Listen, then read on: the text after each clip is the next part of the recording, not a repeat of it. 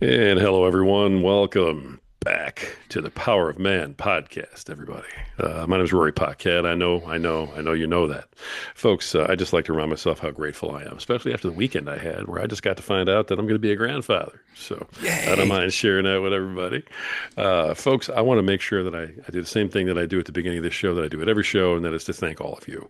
If it's not for all the sharing and subscribing and DMs and everything else that you're doing, I don't get to sit here and do what I'm doing. You guys all know I do this full time, and I could not be living my dream if you weren't out there making it possible. So thank you from the bottom of my heart. Now, if you're a friend of the program, and I know you are, then let's pay a couple bills and let's have a sip of our preferred beverage in our fresh red IU cup that you guys all love so much. Hoosiers. And we have a guy who's throwing out some Hoosier stuff today. I'm gonna bust him out too because he gave us a good shout out on one of his shows. Folks, you all know what we're drinking. That's right. It's Freedom Hill Coffee at Freedom Hill Coffee on Instagram. Look them up, check them out. Deep, dark, rich, bold, and beautiful. Just like my wife. They brew a mean cup of Joe. It's an absolutely fantastic company, and they do all the right things for all the right reasons, including supporting veterans. You guys all know how important veterans are to us here at the Power Man. If you have served, I want to thank you and your family for your service, because if you didn't go do everything you did, then I wouldn't be able to have all the opinions that I have, and I would have been banned by now, I'm sure. So thank you very much, all of you, and we love you, and we're glad you found a home here at the Power Man Podcast. Folks, Freedom Hill Coffee loves you as well. At Freedom Hill Coffee on Instagram, look them up and check them out, and tell them Power of Man sent you. So let me get one more sip of this so I can keep up with this Texan I have on the other side of the table from me. Great stuff. Oh my gosh. All right. So this gentleman is, boy, I tell you what, he is styled after our own hearts here. He's perfect for our show, and I'm glad he came on with us today to tell his story. He is the author of the book, The Savage Path, a memoir of masculinity. He's also the host of the hit podcast, Wrestling with the Inner Man. Please welcome David Savage. David, how you doing, brother? I'm doing good, Rory. Thanks for having me on. I really appreciate it. I appreciate you coming on, man.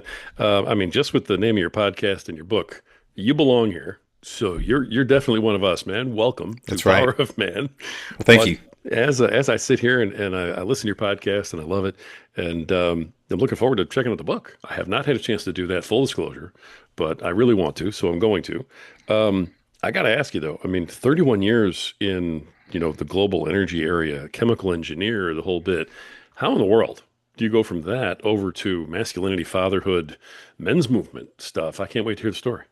Okay. Well, it begins, back as an 11-year-old in the Boy Scouts of America. I have a tremendous scouting legacy background.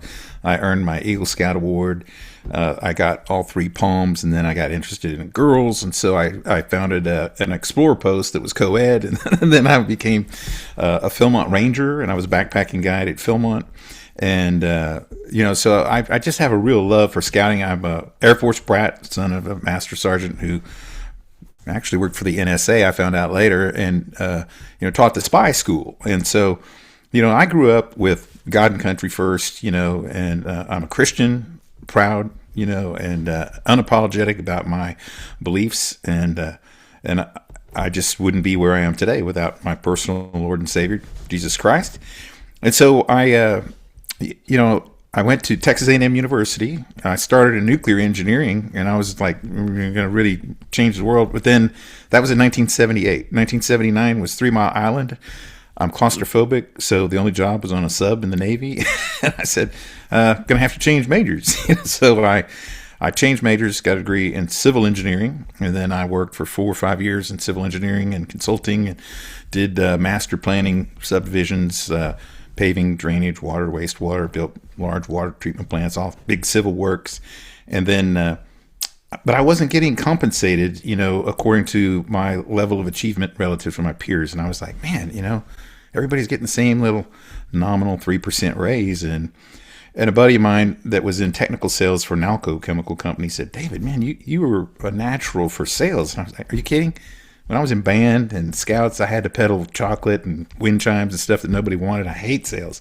He goes, no, it's different. This is professional sales. So, you get a company car, you get an expense account, you get commissions, you have control of your schedule. And I was like, that sounds pretty good. And so in 1987, I left my civil engineering profession after securing my PE license, and then went to work as a chemical engineer. And then 31 years, pretty rapid rise in the company, and had a global position at the end of my career running our petrochemicals business, around the world. So I was traveling to the Middle East and really thirsty for learning and understanding about other cultures. And then I've also been extremely involved politically. So I've been a delegate to the National Republican Convention twice, in 2008 and then just in 2024. So for 16 years there, I really was toying with running for office. And Wow. and my wife just begged me. I had all kinds of people. They all flatter you because they want someone else to stand up there and take the fiery darts, right? Right. and then what you have to do to raise the money to have a chance at winning is also very crawling down into the muck. And so I said, no, I don't think I'm going to run. But Glenn Hager, who is the chancellor of the Texas A&M University system, and he was our comptroller here in Texas for 10 years, and so he's a pretty good friend of mine. And when I retired from Nalco, he said, "Look, now we need you to run." I said, "Well, I promised my wife I wouldn't, and so I'm going to honor that promise." He said, "You can be appointed though. You can be appointed by the governor to a position, and then you're not running." And I said, "Okay, I'll do that." So I was appointed to the board of directors of the Brazos River Authority, where I could use my global water knowledge and municipal knowledge, my civil. And then I thought about actually going back and being a professor of practice at Texas A&M in the environmental engineering department. And that was kind of an interesting thing. I don't want to get too far on a tangent on it, but I had written this book. So in 2020, I had been working for another company after my retirement, and I was having to lay off people in the pandemic. And I was a senior director of contracts and commercials, just one guy between me and the CEO. And I said, I don't want to do this anymore. I was kind of working for fun. And, so I resigned. He was kind of unethical, the CEO. And so he said, "What are you going to do?" I said, "I'm going to write a book." And he goes, "Well, about what?" And I go, "You know what? I am furious about what has happened to the Boy Scouts of America. That was a great organization. And the Scout Oath says, hey, I'm going to keep myself physically strong, mentally awake, and morally straight. Man, who could be against that? Right. Except the people that tore it down through the court system, and then forced homosexuals into the organization, and then sued them for all the sexual assault cases that resulted after that." And I said, I watched a couple of the elections, and I said, I think I'm at a point where I have to submit to Christ. I said, I was trying to look, I'm going to change the world myself. I'm going to save the United States of America through my political affiliations and get the right people elected and all this. And it was a little bit too much of a pride issue, and I was crushed in that regard. And I said, there probably aren't enough people that think like us, Roy. I'm not sure, to win the elections the way that we would like them to be handled, and we don't have great candidates anymore either. So I'm going to have to write a book like the Jews in the diaspora did. They were disobedient. They got crushed. They got sent out. And so somewhere along the line, they have to go back to the Bible and say, hey, we used to have a system that worked. And, how did that work? And so I wanted to kind of document my life and growing up with the principles of the scouting and my Christ-based spiritual principles, and then talk very transparently about my failures, my weaknesses, but my friends and people that carried me through those low points. And then I talked to Gary Thomas, who wrote a book called Sacred Marriage, and he sold like 1 million copies. And he was the writer in residence at Second Baptist Church, where I was a member and deacon. And I said, hey, I want to talk to you about writing a book. And he said, okay, what kind of book? And so he coached me on that. And he said, look, there's a lot of stuff in men's ministry, but it's all kind of finger wagging, like, you should be doing this, you should be doing that, and you're not. But if you had an element of humor in it, man, that would be gold. That would be something that's really distinct and unique. And so there is a lot in the book, because I have a tremendous sense of humor. I've been a joke teller. I've done stand-up comedy, and it's something that my wife has been trying to tease out of me for a long time, because it's not always the best content.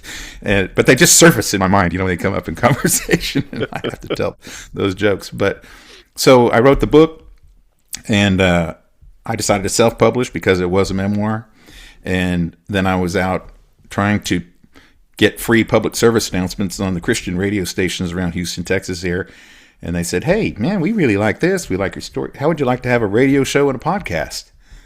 And I was like, There you go. "What?" It wasn't anything that I had even considered. But I said, "Sure." And I had some friends that financially backed it and bought all the airtime for the first year and said, go. And so started in actually on Normandy Day, June 6, 2021, and been podcasting, now for almost 5 years. I did take a hiatus where, again, I got back involved in the elections. I got sucked back into all that. And I was hoping, by being a delegate at the National Convention in 2024, that we might be able to. In fact, I honestly believe that both conventions, given the two candidates we had with Donald Trump and Joe Biden, that, if he was actually indicted, on all those charges, that the convention might, toss him out and we get another person through the convention process. And just like kind of what they did with Kamala Harris and Biden. And so I was like, okay, I can get back in and put my Superman cape on and save the country again. And then I August 1st of 2024 was like my Independence Day. Again, I said, okay, Lord, I fell for it again. I'm going back. You gave me an assignment. I'm going to go back to the podcast. I'm going to dedicate myself 100% to it. And so I created a nonprofit, which was new to me. I had an LLC because I thought about doing some other consulting, teaching, different speaking and things like that. And I decided, no, I'm going to create a nonprofit because I had friends that were wealthy enough to have like their own little foundations. And they said, I can't give you any money for my foundation unless you're a nonprofit. And I said, oh, well, then I'll create a nonprofit. So I'm about a year and a half into that and learning all that. And but what God has done is blessed me with terrific guests. I'm basically a story collector, and I try to get men who have had dilemmas, and decisions. So my podcast is Wrestling with the Inner Man, and it's because the first fight we face each and every day is the fight between our selfish, sinful nature and our Holy Spirit-inspired divine nature. And it's over everything. It's whether you even get out of bed when your alarm clock goes off, or I'll just be lazy today, and or how you interact with your spouse. But they're big issues too. And so I've had people on the podcast who have struggled with life-threatening illness, who have been through bankruptcy, who have feelings of worthlessness. Teachability is one of my favorite episodes that had there. And so I like having people come on and tell stories of transformation on how, man, I was just trying with all of my might as an individual man, the power of man in our own power. And then I wasn't getting anywhere. I wasn't even treading water, man. I was starting to go under. And finally, the biggest victory of my life was surrender. I had to give up and just turn it over to God, because these are all aspects of spiritual warfare, and we're flesh. So we're naked in the spiritual realms, and we have no defenses, no weapons, but we have a champion, and that's Jesus Christ. And so, if we'll turn it over to him, we already know he's won every battle, and that's really the key. And so I'll stop there and let you kind of digest that and say, okay, that's how I got to where I am today. Wow. All right. That was a lot, brother. I appreciate it. It is. All that. Nobody can ever say that you're not willing to share what's going on in your life. That's right. So, that's right. That makes a good guess, man. I appreciate it. I love the back and forth with the political story, because I think so many of us have gone through that. We don't always go all the way to the end of running for office. I served, precinct committeeman, I think, at one point, and it only took me that far to go, yeah, no, this is, I'm running into all of this nonsense. I can see what's going on behind the curtain already. I'm out. I'll go do something else. But, some people go as far as you did, and then they have an awakening. Some people are still in it. But I think a lot of us devote a lot of our lives to it, in terms of following it and having opinions. And unfortunately, some people want to just argue on social media all day. But I love that you were trying to be active, though. Because you weren't ever just a spectator, you were a participant. You were trying to be part of the solution.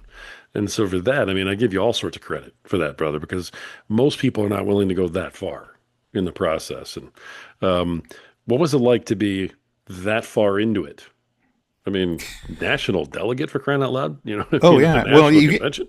right. You have access. You have influence, and Yeah, you know, first, if you just go vote in every election and every primary, there's a sorting system, and how the political consultants try to advise, anybody that's running for office. And they're like, all right, this guy is like, a super delegate because he votes in every primary. So you establish your voting record.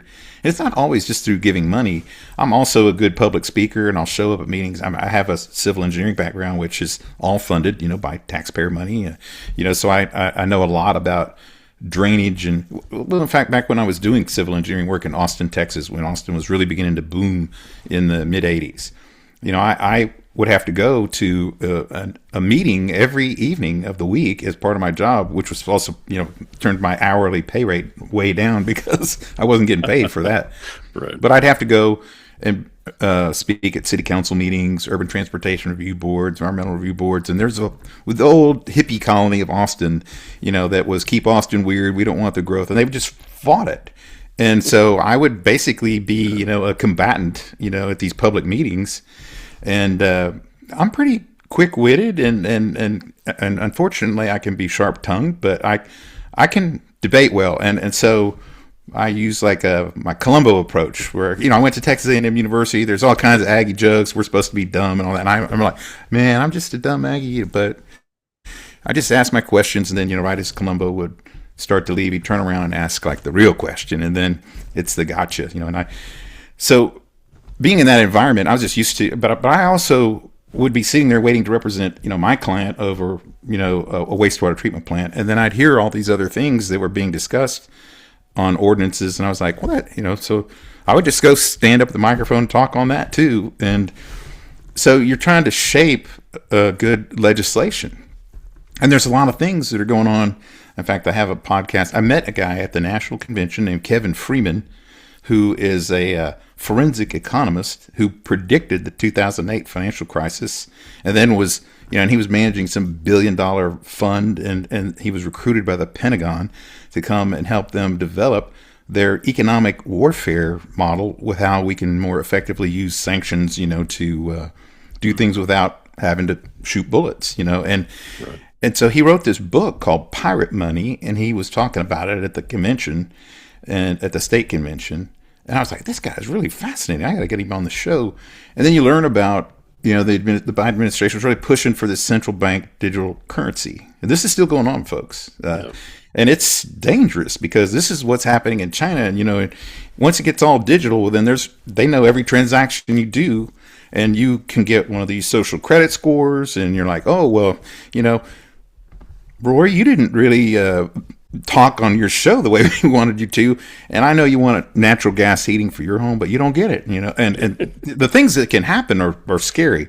Right. And he was a great guest on that. So, but we need more people who are like engineers, who are like real people who know how to solve problems in there, contributing, to the development of new legislation, and it's not happening very much because it's how the sausage is made, man. It's pretty ugly. Right.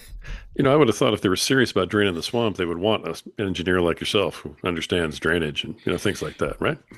You would think, but it's so much about money now. And then like today in Texas, I'm going to go vote, and the primary system is what's hurting our country right now because it forces the candidates to cater to the extremes.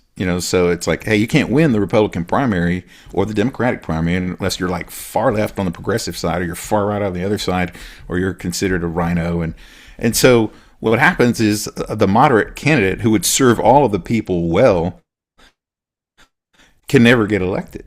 He can't even win the primary. And so I don't know if a third party's answered. I've thought a lot and discussed this a lot of time, talent, treasure on it. And then I decided that, God gave me some gifts, and I need to use them where there's a better return on my investment. Right on. So I've kind of withdrawn.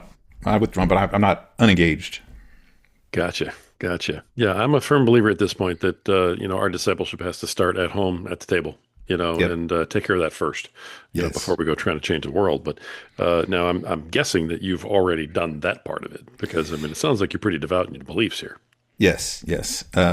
So I have four children. Two are stepchildren, and so unfortunately, I did go through a divorce in 1999, and then in 2002, I remarried. So my stepsons were 13 and 15 when we got married, so they were already kind of formed. I wasn't able to shape them like I would like to have, and I think they probably would like to have. Their father was a substance abuser, and then he died in 2005 of cirrhosis. And we got this letter at the house, and it was stamped red, legal, indigent, and he had a county cremation, and so they kind of went spinning out of control and had their experimentation with drugs and things. And so we've been through rehab programs and everything else, and it was difficult. And my two children, one graduated from A&M in mechanical engineering. My daughter graduated from Baylor in marketing, and they're doing well. And so it really hurts to see the divergence, of their lives now in their mid to late 30s. And that's what also kind of created this soft spot in my heart, for my stepsons. It's like, man, there's a whole bunch of guys like this who grew up without a good role model, and I know fatherhood is a big part of your mission and ministry, and that's just missing. And so like in 2002, I think I discovered this program. I'm wearing this shirt called Better Man. Have you heard of the Better Man organization? I have. Yeah, I noticed that too. I was going to bring it up if you didn't. Look, it's fantastic. And I got in on the ground floor with Robert Lewis. I took two of my sons to the Christ and the Tetons Father-Son experience, and we, you go whitewater rafting on the Snake River in the morning, and then in the afternoon you talk about the biblical definition of manhood. So you reject passivity, you accept responsibility, you lead courageously, and then you live your life for the greater reward, God's reward. And that was the definition of manhood in my house. And they hated how much, they come in whining and crying about something like, sounds like passivity to me, man. You need to reject passivity, And so pretty soon they quit whining to me. They were someone else. But so I really tried to instill that. I mean, the most important job any of us have is being a father, man. It changes your life. And it's so funny, you said you're about to become a grandparent. And there's nothing like that, watching your child become a parent. Suddenly, your status on the y-axis goes whoosh, because they're like, oh man, he really did know what he was talking about now that I'm having to deal with it myself. So, we have four children, and I've been very involved in my church. I've been to Israel, was an incredible experience in this Footsteps of Jesus thing, and my pastor, rededicated and baptized me in the Jordan River, and it was just an incredible experience. And then we went to China with our church, and we were having these students come, as part of a exchange program. And so I have like 7 Chinese sons, that I've tried to influence, that came and stayed at our house for a while. And then we went to Normandy. We were trying to help men, and this is Wallace Henley, who had been a press secretary in the Nixon White House, was now a pastor on our staff. And he said, look, God doesn't want a Dunkirk church of retreat. He wants a Normandy church of advance. And you know what? It's going to cost us. And too many people these days think they're looking at the moon and the stars and how many popes we have and all this other stuff, and they're calculating, well, we got to be real close to the end. So I'm just going to sit here and say, beam me up, Scotty. And it's like, no, we need to be engaged in the fight. We're supposed to be out there trying to help save every other person on this planet. And so we had this 12-week program called the Normandy Experience, and then at the end of it, we all went to Normandy and went to the beaches of Normandy. And a real cool experience I had there. At Texas A&M University, Earl Rudder was one of the presidents of Texas A&M University, and there's a building on campus called Rudder Tower. And when I climbed up there on Point du Hoc, where the big guns were that they took out, Earl Rudder dropped the thermite grenade in that gun to take out, Normandy. And there's this plaque there about it. And so me and the guy who was a veterinarian who had also gone to Texas A&M, we sang the Spirit of Aggieland up there on Point du Hoc when we were there in Normandy. Nice. I love the movement. I've heard about it before. I understand a lot of what goes on there, and congratulations on being part of that. And just strengthening yourself, from within like that. Now, the way that you've taken all of this stuff, all of this interest that you have, and put it all into your work, that has, kind of now become this movement of your own, right? And your own ministry to move forward. This started with the book, Correct. with the Savage Path. Correct. Okay. And then, so at what point do you move into the podcasting world and say, hey, I got to get the message out differently? What is it that made you grab the mic? Well, that was, I mentioned it earlier about, I was trying to promote the book through these local Houston Christian radio stations as a free public service announcement. And then they said, would you like to have a radio show and podcast? So for the first 2 years, it was a radio show that was 30 minutes and a podcast that was hosted on Onyx, I think what it was. But the radio really didn't know much about podcasting, but they said, well, we'll host it. Sure. But they really wanted the revenue for the show. And then what I found is I'd get these great guests, and then we're having a great conversation, and I'm like, 25 minutes, so I got to cut you off. And, right, yeah. And so, so I dropped the radio show after 2 years, also because of the expense. I listened to one of your short little podcasts just before I got on here, and you were saying, hey, we make excuses on why we can't do it. It's like you're talking to your audience. It was a monologue version, and it's like, I'm sitting here. I got a laptop. I got a microphone. I got my video camera. What's stopping you? And that's true.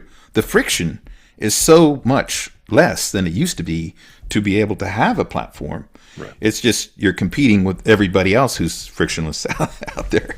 And so, but the once I dropped the radio portion and I was able to get deeper into these people's stories, man, I think I have, I'm not expert on podcast metrics, but I went to this breakout session at this Podfest, and they said, look, you need to look at the tail on your graph, and how long, the listener engagement, I don't know, or conversion. I can't remember what the terminology is, but it's like, are they listening to the whole episode?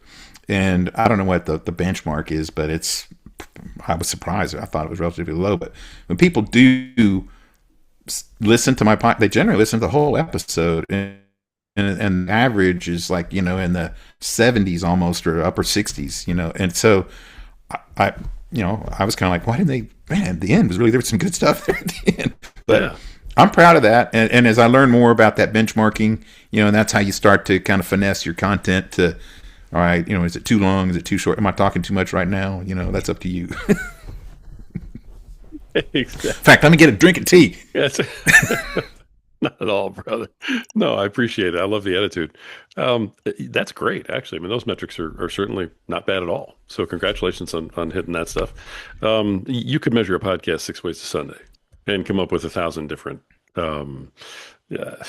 theories and reasonings and, deductions out of it. So, the idea to go out and just, do the best you can, and so on is really all you can do.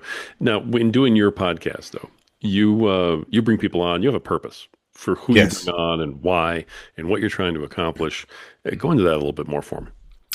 So I joined this Podmatch just in January. I didn't know it existed. I'm a host and a guest. And one of the things that they said, look, if you're interested in audience growth, then you need to be a guest on other people's podcasts.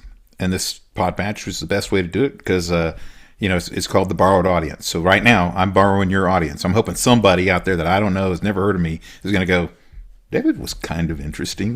Maybe we'll go check out his podcast. Sure. And so with Podmatch, it's interesting, the tools, so that so much, it is very time saving, but I like to talk to my guests before I have them on. I'm not looking really for famous people. I'm looking for people who have a story that is a Holy Spirit inspired story. And like I had this guy on, probably my most downloaded podcast is titled Wrestling with Feeling Worthless.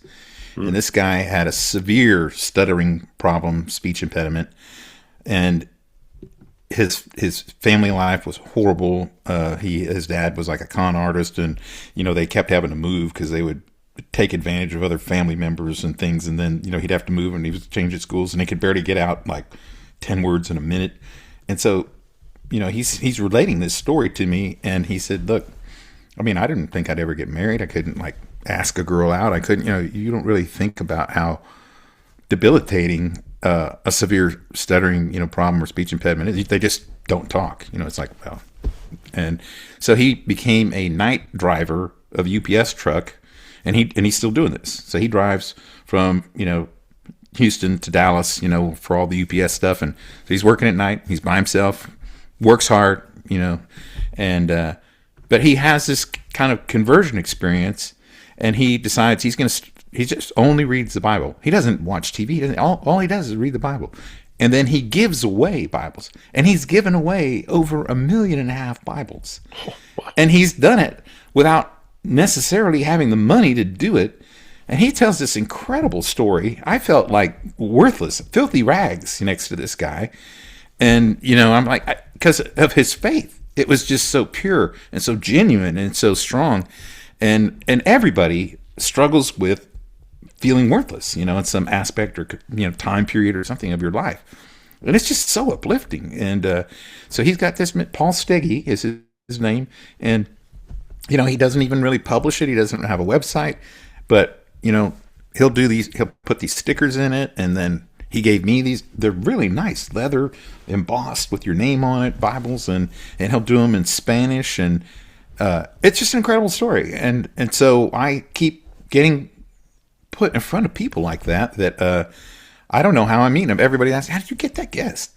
Well, I'm a friendly, outgoing person, so I just, I hear a story, and I'm also a sales guy, because that was my career. So I can convince them, like, look, we'll make it easy. And then what I usually do is I'll just say, okay, here's what we're going to, so for example, just yesterday I was talking to a potential guest, and I met him through another guest who, lives in Philly that I just met at Podfest.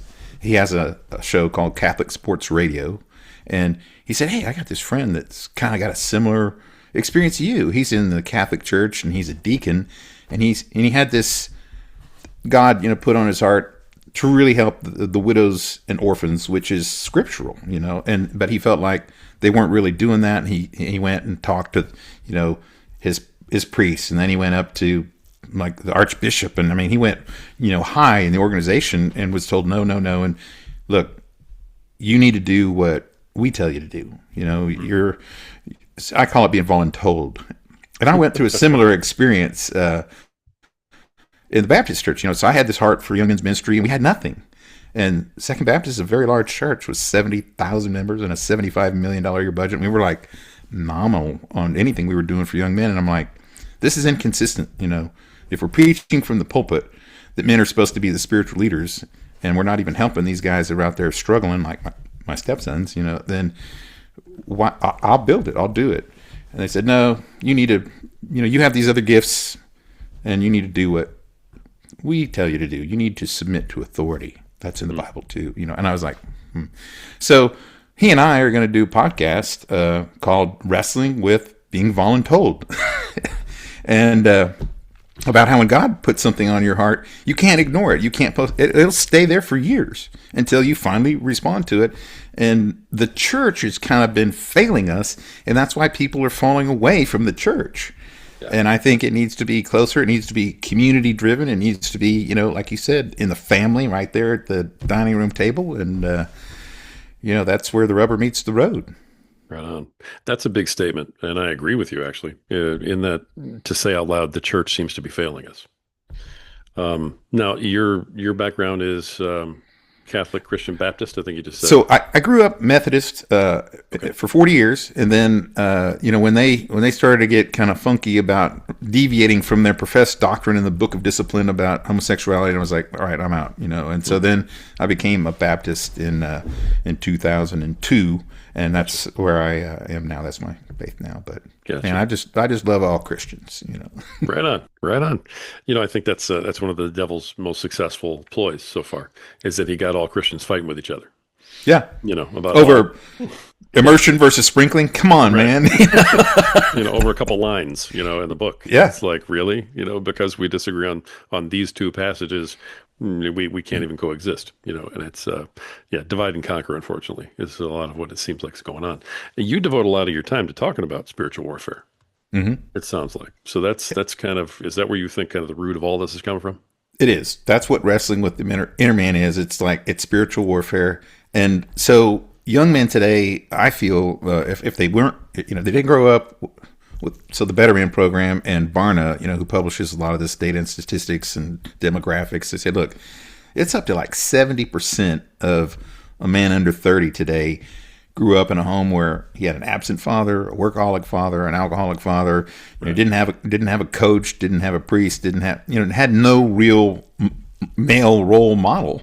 Right. And so they're out there kind of faking it, you know, pretending, and they need, you know, that older generation to pour into them. And it might not be their biological father, but this is also what I think is part of the problem of the church, is that, you know, now everybody gets segregated by age and stage, and you really don't even see, you don't have any church activities or events where a younger man has an opportunity to meet an older man, where he could say, would you be my mentor? Would you mentor me? You know, and, or, you know, so I'm here in Houston, in the energy capital of the world, and there's a lot of guys that are like me that were very ambitious and somewhat successful, at least enough to retire. But we kind of chase the brass ring, and you get into these global roles, and you're gone all the time, and you know, people work on Sunday in the Middle East, and you're just never not working, and then you neglect your family, and so then your kids are grown, and they're like, hey, you weren't there for me. I'm not really too interested in what you have to say now, and that's hurts. But there's a lot of guys out there like that, and they're like, man, I have something to offer. And now I'm retired, I'm not working, I'm not busy. I don't even have status on the airlines anymore. I have to board in Group 5. And I used to be first class, business class up there all the time. It's hard going back to John Q. Public, you know. And so they're sitting there with a need for purpose. And then the young man sitting there with a hunger for, you know, wisdom. And man, we just need to connect that. And that's what the Better Man organization does. And there's another organization here in Houston called Toolbox Ministries that I'm involved with, which is also great.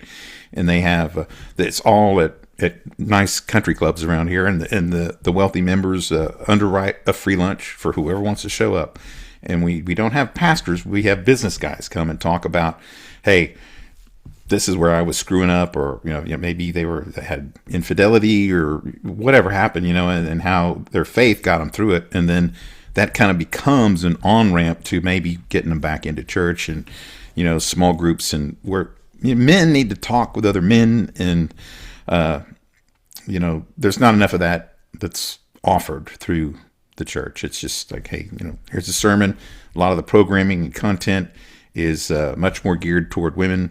And, you know, they get the kids there. And so a lot of men are just kind of like, oh, when is this over? You know?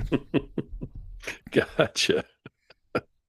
I love what you're doing with the podcast. I love where your heart posture's at, you know, and how it's so profoundly rooted in your faith. I think that's incredibly strong.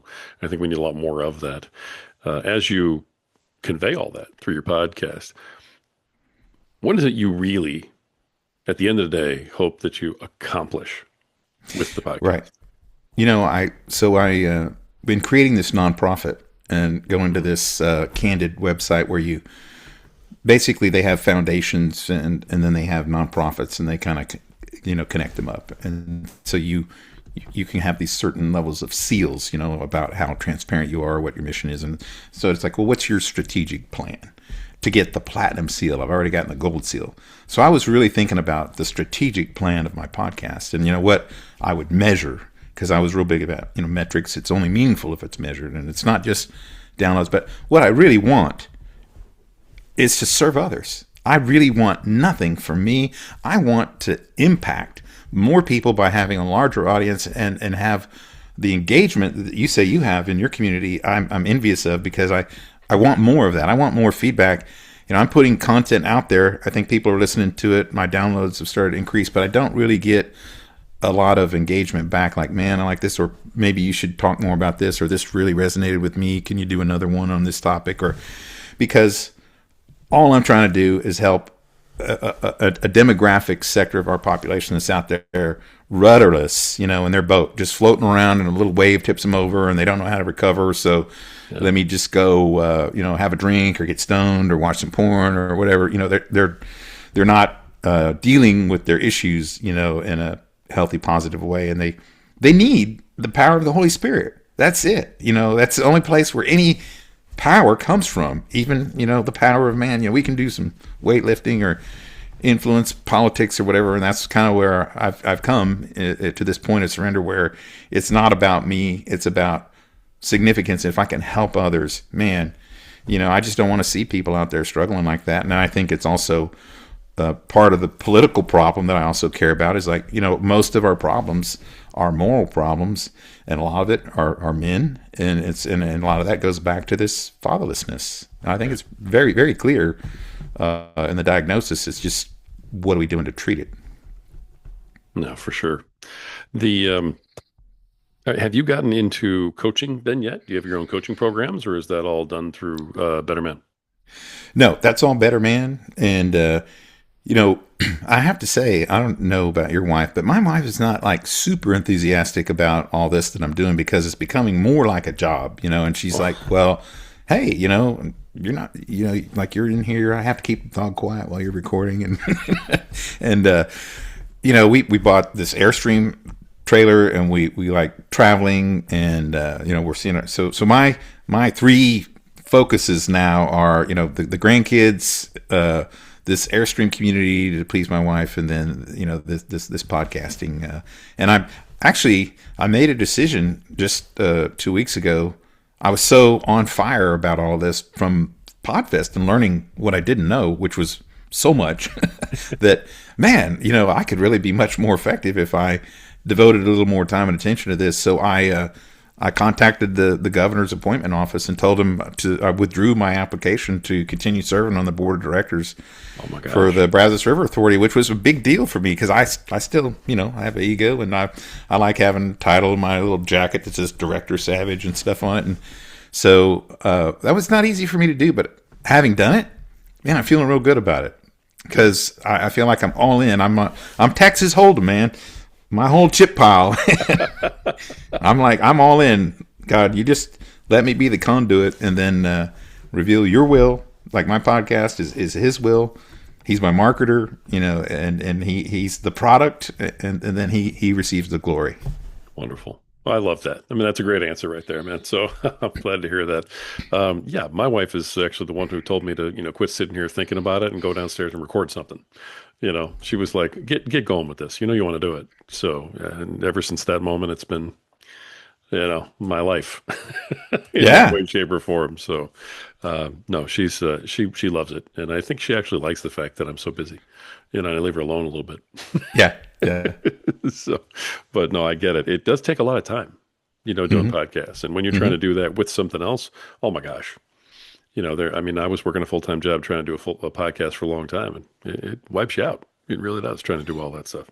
It's called pod fade, right? That's a pretty prolific problem when you see how many are out there versus how many are continuing to post, with regularity. So that's why I just do every other week, so that it's not too difficult. And that, because I want to maintain high quality. I don't want to just get somebody on and say, okay, I got someone to cover that week, or right. Like we're about to go on this month-long caravan in our Airstream, and so I'm trying to bank shows myself, so I got them all in, and I had this guy on just about, because the Super Bowl was just last week or week before. Right. I found this guy who was he's 82 years old, and he was an NFL official for 25 years, and he was on the field, with the in the Super Bowl. Did you listen to that one? Mm-hmm. Yeah, he was just great. All this Texas folksy wisdom, and because it was called the Super Bowl of self-control, and that's one of the fruit of the Spirit, and that's what nobody has today. You look out there, people shouting at each other on the news, and this protests against ICE enforcing, immigration law and everything else, and it's just nobody has any self-control. We're trying to provoke one another intentionally, right. And so I thought that might resonate with somebody. I've struggled with self-control a lot my whole life. I had a temper, and I'm better than I used to be, but man, your last name is Savage. So. I mean, really, I was surprised it wasn't called the Savage Show or something. You know what I mean? I was like, with a last name like Savage, that must have taken a lot of restraint to not have everything be Savage something. It's very popular, but I'll tell you a little aside here. I had a partner, and it's this huge black man, this friend of mine, and he's so on fire with the Lord, and he's a pastor, but he wasn't always a pastor. He used to be a street pharmacist, is what he called himself. And then he, had served time in the state jail and the federal pen, and he's got like an incredible story. And so He's huge. He looks like Jerome Bettis. This guy's like really big and intimidating, and he's loud. So every time we go, like in a restaurant, we're talking about, hey, he's the loudest guy in there. He's witnessing. He's praying for the waitress and everything. And so we were like, okay, we're gonna do the show together when we first launched it, and we're like, what do we want to call it? And so we said, we're going to call it Salt and Pepper Conversations, because you're black and I'm white. But no, that's not really why we're doing it. Because he's the pastor. He's salt and light. So he's like the white stuff. And I represent hot tempers and dark thoughts, so I'm the pepper. And so we thought we were being real clever, and we had Salt and Pepper Conversations, and we started talking. Well, everybody thought it was like a cooking show or something. So we didn't understand about the importance of branding and all that. So the first 40 episodes were Salt and Pepper Conversations, and then we changed it to Wrestling with the Inner Man. Nice. Nice. Sometimes we can outthink ourselves. Just a little yes. bit. Yeah. A little too clever. Yeah. I got you.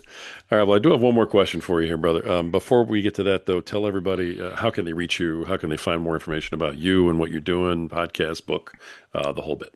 Okay, so I have a terrific website that my pledge brother in the fraternity from 1979, we're still good friends, built.